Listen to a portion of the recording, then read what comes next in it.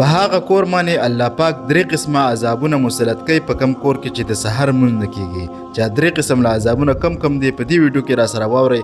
ویډیو په خپله هم پوره وګورئ چې څومره هم درنه کېدی چې د ثواب په نیت د نور مسلمانانو سره شیر کړئ چې په یو کور کې څوک مسلمانان یو مونځ نه کوي هغه کسانو ته به دا ویډیو ورسیږي او مونځ به کوي، تاسو ته به ترې ثواب حاصلیږي.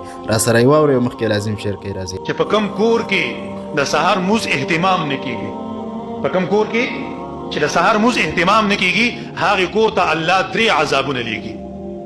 هغه کور باندې الله درې عذابونه مسلط کوي. اولنی عذاب چې په داسې کور باندې الله غریبی مسکینی راولي، لاچاری په دوی باندې مسلط کوي، غریبی په دوی باندې مسلط کوي.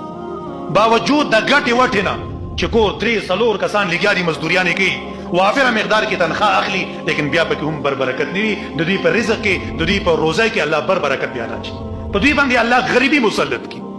په چا باندې چې کم کور کې یو سړی داسې موجود وي چې هغه سحر مونځ ونه کی، بیا چې یو کور کې 3 کسان موجود وي، 4 موجود وي، پورا ټبر هود پروت دی، په هغوی باندې بس عذابونه بیا راځي.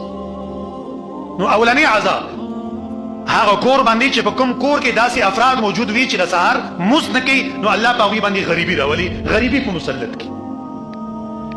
او دویم عذاب د سحر د مونځ نه کولو په وجه باندې چې الله هغه کور باندې مسلط کوي، هغه دا دی چې په هغه کور کې بې اتفاقي جګړې فساد چې کوم دی هغه په دوی باندې راولي، مسلط کوي، بې اتفاقي په دوی باندې راولي. رور به رور ته بدغضبه وي، ښځه به خاوند ته بدغضبه، خاوند به ښځې ته بدغضبه، اولاد به مور او پلار ته بدغضبه، مور او پلار به د اولاد نه مرور، رور به د خور نه مرور، خور به د رور نه مرور وي. دا په کور کې به جګړې وي، سار هم جګړې، ماښام هم جګړې، په کور کې به الله دا بې اتفاقي او جګړې چې کوم دی هغه به په دوی باندې مسلط کړي. دا زموږ د کورونو دا جګړې دا فساد دا ولې دي؟ تاسو په دې باندې سوچ کړی دی چې زما په دې کور کې دا بې اتفاقي ولې ده؟ ښځه د خاوند ته ولې بدغضبه ده؟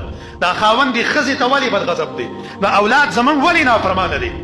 دا مور او پلار دی اولاد ته بدغضبه، اولاد دی مور او پلار ته بدغضبه، رور رور ته بدغضبه، خور رور ته بدغضبه. په دې باندې موږ سوچ کړی دی آخر د دې وجه څه ده؟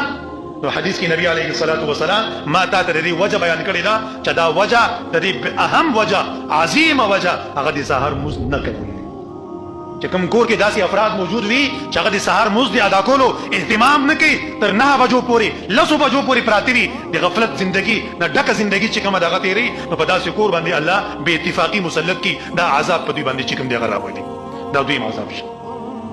او دریم عذاب ډېر خطرناک دی.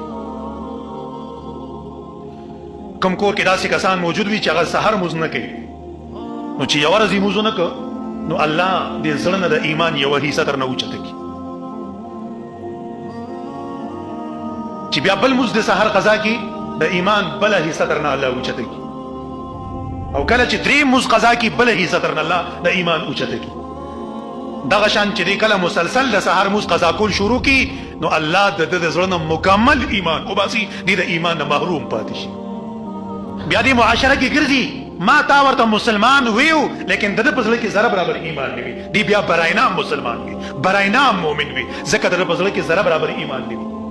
دی خو ځان ته مسلمان وي، زما ستا معاشره ورته مسلمان وي، لیکن حقیقت کې بیا دی مسلمان نه وي، ځکه الله د ایمان د دولت نه بیا دی محروم